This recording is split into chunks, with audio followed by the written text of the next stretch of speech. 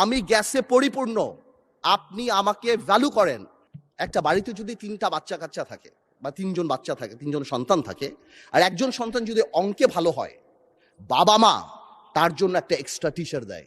তার মানে এই না বাবা মা অন্য কাউকে অপছন্দ করে, বাট ওই মেরিটটাকে সম্মান করে। মানে স্পিকার, আমার ভোলাতে 1.3 ট্রিলিয়ন কিউবিক মিটার গ্যাস আছে। আমাকে একটু অঙ্কের টিচারের মতো আলাদা করে দেখা উচিত, because I am intelligent and I have the capacity to become a doctor or engineer in future. আমি গ্যাসে পরিপূর্ণ, আপনি আমাকে ভ্যালু করেন। আজকে ভোলা ব্রিজ, আজকে আমি মন্ত্রীদের পিছে পিছে ঘুরি, কাউকে বলে আমাকে একটা এয়ারপোর্ট দেন, কাউকে বলে আমি একটা তেল দেয়, কাউকে বলি আমাকে একটু এয়ারপোর্ট করে দেন, আমাকে একটা বিশ্ববিদ্যালয় এবং আমার ভোলা ব্রিজ সেতু। অনেকেই এটা কনফিউশন যে এই বাজেটের মধ্যে কেন ভোলা বরিশাল সেতুর কথা আসলো না। আমি মনে হয় কয়েকবার আমার সেতু মন্ত্রী সাহেবকে ফোন করেছি, জানতে চেষ্টা করেছি, উনি আমাকে আশ্বস্ত করেছে ডিপিপি অনুমোদন হবে, তারপর G2G অথবা পিপি আদল হবে। এবার এটা কবে হবে আমি জানতে চাচ্ছি।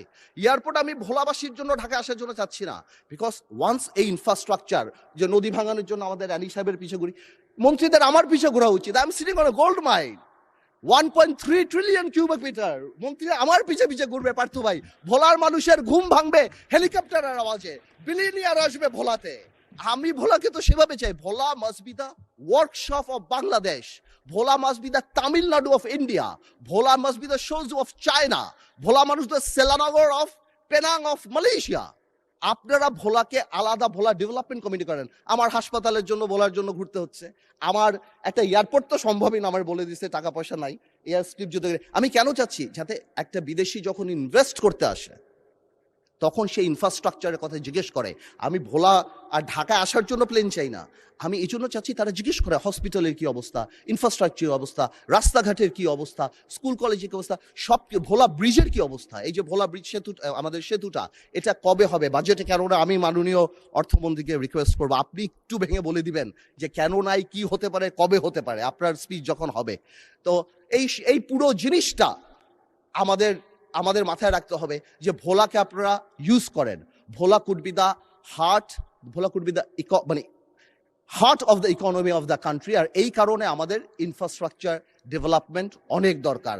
আমি মাননীয় প্রধানমন্ত্রীর দৃষ্টি আকর্ষণ করব যে ভোলা ডেভেলপমেন্ট কমিটি নামে একটা কমিটি যদি করে, ভোলাকে আলাদা বরাদ্দ বা ভোলার আলাদা জিনিসগুলো, এবং আমাকে যদি, যেহেতু আমি সরকারের পার্ট না, আমি কোনো মন্ত্রী না বা আমার কোনো এক্সিকিউটিভ পাওয়ার নাই, আমাকে এরকম একটা অ্যাক্সেসিবিলিটি করে দেওয়া যাতে আমি আমার কাজগুলি খুব তাড়াতাড়ি বের করে নিয়ে আসতে পারি। মাননীয় স্পিকার,